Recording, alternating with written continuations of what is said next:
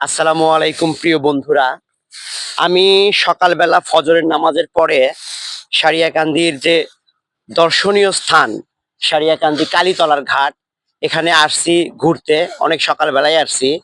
তো আসার পরে দেখতেছি যে এই আন্টিটা এটা আসলে পরিষ্কার করতেছে।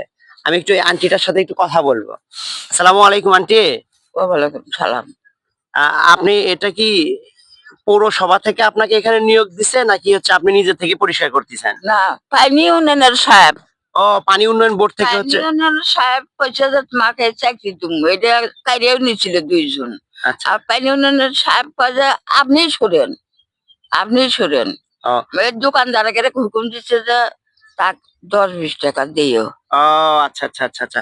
মানে পানি উন্নয়ন বোর্ড থেকে আপনাকে এটা এটা পরিষ্কার পরিচ্ছন্ন রাখার একটা হচ্ছে দায়িত্ব বা চাকরি এটা এটা দিছে না? আসলে আমরা তো এখানে প্রতিদিন হাজার হাজার মানুষ এখানে ঘুরতে আসি। এটা সকাল থেকে এখন বোঝা যাচ্ছে না, কিন্তু বিকেল হলে এখানে হাজার হাজার দর্শনার্থী আসে। বিভিন্ন জেলা থেকে আসে, আমাদের বগুড়া বিভিন্ন থানা থেকে আসে। আমরা এসে তো ময়লাগুলি এখানে এসে অনেক কিছুই খাই, বা এদিক দিয়ে অনেক দোকান থাকে। এই যে ময়লাগুলি হয়তো এই যে আইসক্রিম খাওয়া হয়েছে, বাদাম খাওয়া হয়েছে, বা আরো অনেক নোংরা। আমরা চেষ্টা করব প্রতিনিয়ত নির্দিষ্ট একটা ডাস্টবিন থাকে, এই যে দেখতেই পাচ্ছেন, এই যে নির্দিষ্ট একটা ডাস্টবিন আছে, এখানে আছে, আরো অসংখ্য ডাস্টবিন আছে। আমরা চেষ্টা করব এই জায়গাটাকে, যেহেতু এটা আমাদের একটা সম্পদ, এটা আমাদের বগুড়া সারিয়াকান্দির একটা সম্পদ, চেষ্টা করব এই জায়গাটাকে পরিষ্কার পরিচ্ছন্ন রাখার জন্য। আপনি কি বলেন? ঠিক আছে না? পরিষ্কার পরিচ্ছন্ন রাখতে হবে, একই তো। তাই না? পরিষ্কার। হ্যাঁ, আমরা যদি একটু সচেতন হই, আমরা যদি একটু সচেতন হই, এই জায়গাটা আরো অনেক সুন্দর হবে, হয় তো।